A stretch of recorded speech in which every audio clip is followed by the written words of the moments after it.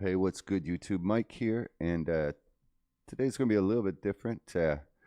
I'm talking to the Renegades today, and of course, there's been some troubling news in Ren's community posts. We're gonna maybe go through it a little bit and see if there's anything we can talk about in here. Here, let me do the screen share thing. All right, so it started with a post from 8 days ago. And so here, let's look. I'll do my best to read it. I'm not the best public speaker or speech reader or anything like that, but indulge me. I will give it my best shot. This is something I haven't been able to communicate for a while just because it came at a time where I was already under a lot of stress and had received some pretty bad news. So might as well come out with both because it will get out eventually. Firstly, I failed the first course of treatment for Lyme disease co-infection Bartonella. I went through a really grueling 8 months of combination antibiotics that really messed with my mood, energy, skin, etc. But I plowed through it. I came off them a few weeks before Secret Garden Party and was feeling a lot better in myself.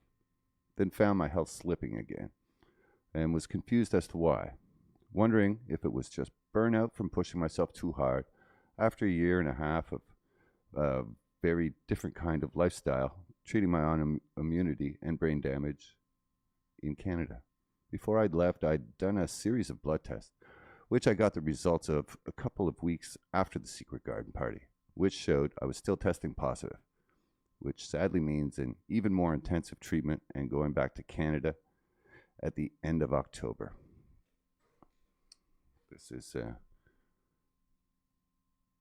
truly not what we wanted to hear. Now, back to reading. Also, if you'd rather just pause and read yourself, there's no one forcing you to listen to me read it. But if you're driving or whatever, here, let me read it for you. Okay. I can't really put into words how much it hit me when I was suddenly performing and being around friends again, that I would need to yet again put my life on pause. It's been really heartbreaking, to be honest, but I've been doing everything in my power to finish off at least a chunk of the album and film new tales before I leave so that I have things to release while I'm undergoing a treatment that could put me on my ass for a few months. The journey with chronic health problems is never a linear path. It's one of the most frustrating. This kind of sadly segues to some other information I found out around the same time, which, because I was already so sad about my health, couldn't really process or didn't even want to announce. The Secret Garden Party was my first solo show in 5 years. It was such a triumphant moment, and all the people there supporting me was something I dreamed about for years. I poured myself into the show, and while there was some hiccups, it was perfectly imperfect. Like I'd mentioned, I'd arranged a whole team to film it and capture the audio so I'd have that recorded for life and was something I could share with the world. Sadly, I got an email saying the audio team had fucked up the recording, and now we have no sound to put to these videos. This was an extra hard blow because I specifically told them multiple times how audio had messed up in the past and I'd been devastated, and they assured me this wouldn't be the case. Sadly, it is. So I have no recording for Secret Garden Party. I'm really sorry about this. I know a lot of you were looking forward to it. Life has been a massive series of ups and downs, and I'm doing all I can to put on a happy face, but my mental health has taken a bit of a knock, so you'll need to bear with me if I ain't my normal self. Despite all this, I'm channeling a lot of this into music, and eternally grateful for all the support you guys constantly demonstrate. It's a beautiful thing, so thank you. Before people ask, I know they will, I don't need any financial support or aid or medical suggestions. I've proudly got to a place where I'm financially independent, and it feels great, and I'm under good medical care. So I just have to knuckle down and bear the process. Love you, Ren. Okay. So when I first read that, I was concerned about the part where he's desperately trying to get work out before he goes back for treatment, and it's a completely different story. But I think there's a thread that ties the two stories here. So a friend of mine was he went pretty far in the Canadian Idol contest, TV show, whatever you call it. And I remember the sudden success and the sudden attention and sudden possibilities. You know, there were people talking to him, chirping in his ear, telling him he should be doing this. They want to work with him on that. And, you know, it was just, he was in, when he came back to Ottawa after, he was like in this manic state. That heightened sense was just too much. He was talking about, well, I think I can name drop without outing my friend, but Carly Rae Jepsen was on Canadian Idol the same year he was, and she owes me one for this because I did her a solid.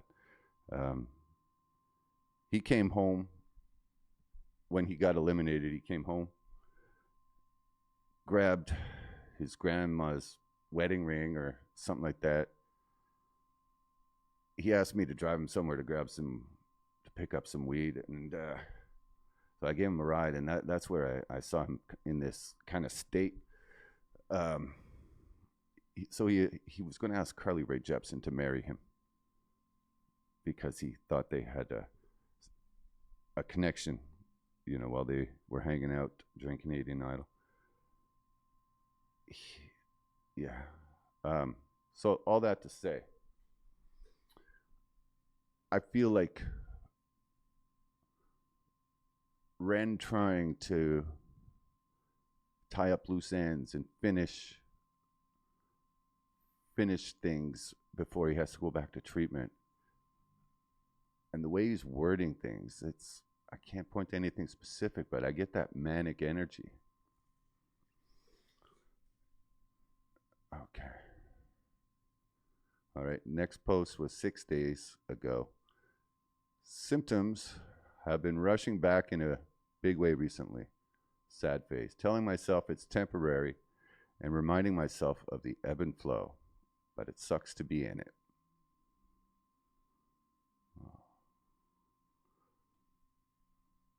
No doubt. Okay, here, is this alone? It's on the longer side. 5 days ago. In an effort to give more transparency about the journey for the sake of all those who don't have a voice, I have had a relapse of the Lyme disease co-infection Bartonella. The symptoms that come with this are swollen lymph nodes, fever, headache, fatigue, burning soles, poor appetite, shin pain, depression, anxiety, panic attacks, hallucinations, strokes, and seizures are possible but not routine. Bartonella is a particularly tough condition to treat. From October last year until about June this year, I was on an antibiotic combination. That was helping quite a lot and got me into a state of remission from a lot of the above symptoms. Sadly, the dosage didn't quite do the trick. I may have just fallen out of remission anyway. But after I got home, I was plunged into quite a lot of stress through workload, personal issues, legal issues. We all remember the legal issues. Uh, and life as a very ambitious working musician who self-imposed many deadlines on myself. This resulted in some degree of burnout, which I think contributed to my health rapidly declining in the past few weeks. See, that's kind of what I was saying, right? There's some burnout going on. There's some anxiety going on. There's some manic energy going on. My mental constitution is usually very strong and something I pride myself on, something I speak about proudly in my work. But some of the symptoms caused by the infection can really test that, particularly when you enter states of constantly induced panic with no decreeable cause other than the illness. It's been contributing to some mild agoraphobia and anxiety, which hasn't been present for years. Agoraphobia. Does he mean agoraphobia?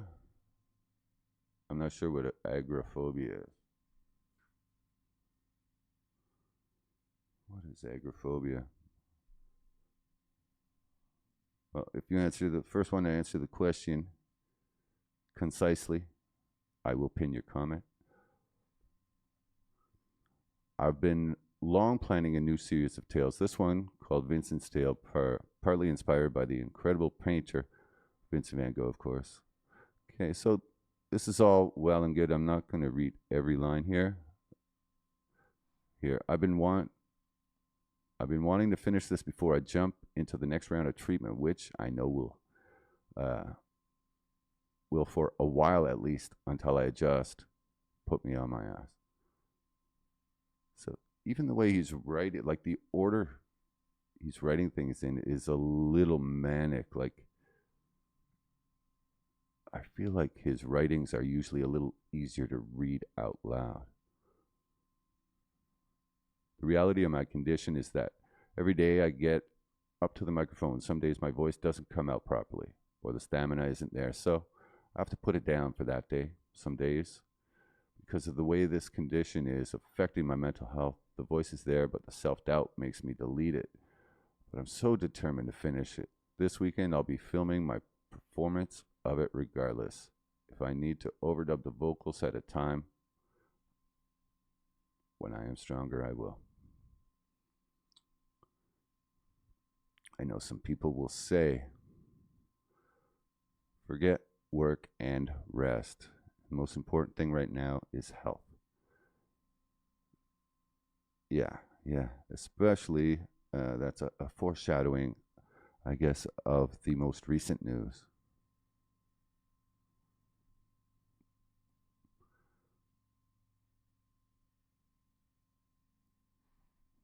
Apart from this, I have not yet reacted to this Knox Hill track with Ren guesting.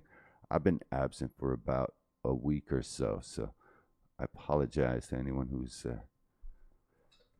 been missing my videos.